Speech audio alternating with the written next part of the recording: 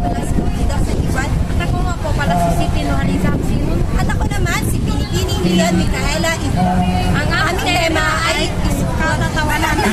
Ang kwentong katatawanan ni Marvin F. Uro. Si Mang Embong ay sikat na karpintero sa kanilang lugar. Ang pagiging karpintero nito ay namanan niya sa kanya. Isang magaling manggagawang trabaho si Mang Embong. Kaya naman, sa tuwing may namamatay, ay agad pinupuntahan si Mang Embong para sa kanya magpagawa ng trabaho. Isang araw, may namatay na isang matanda sa kabilang baryo. Kaya naman agad pinuntahan si Mang Ipong para ang siyang maggawa ng trabaho para sa matanda. Pero gusto ng pamilya ng matanda ay sa dulo ng salamin sa dulo ng kapaong ay lagyan ng salamin. Para naman, hindi mahirapan ang pamilya ng matanda na isan at silipin ang matanda.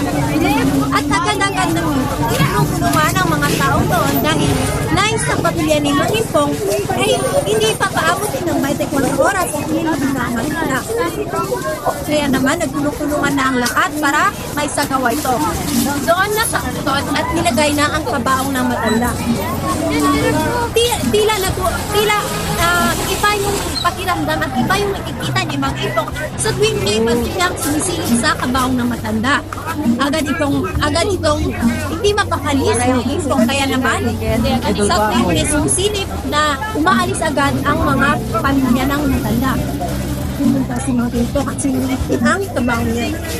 Tiyak na nagulat si Mang Ipong dahil bukit si Mang Ipong. Baliktad pala ang nalagay ni Mang Ipong sa amin na kung saan kung sino ang sisilip sa kabaong yun ay ang kanilang mukha ang kanilang nakikita. Na kung saan doon ay nagkaguluhan at imbes na nagiyakan ay nagtawanan ang mga pamilya ni Mang Ipong dahil ang nakikita nila sa kabaong ay ang kanilang mukha.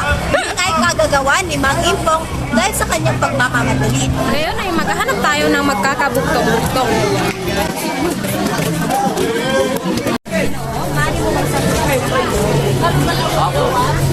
Buktong-buktong, pinakap mo nilagak mo.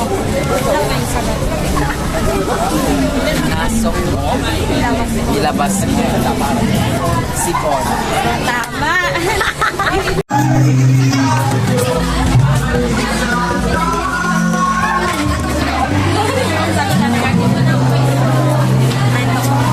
Buktong-buktong, nung pinagtaguyan mo ako, halos nahimatay ang mga tao. Parang alam mo yan. Utot? Tama! Kali!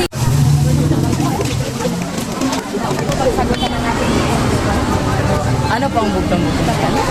Pinaghirapan mo ako kulit tapos didikit mo lang ako sa dingding.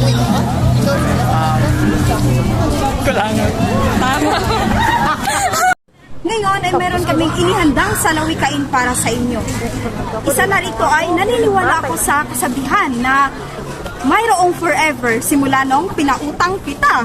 Sabi nga nila, pangit ka, pero sa tingin ko, tama nga sila.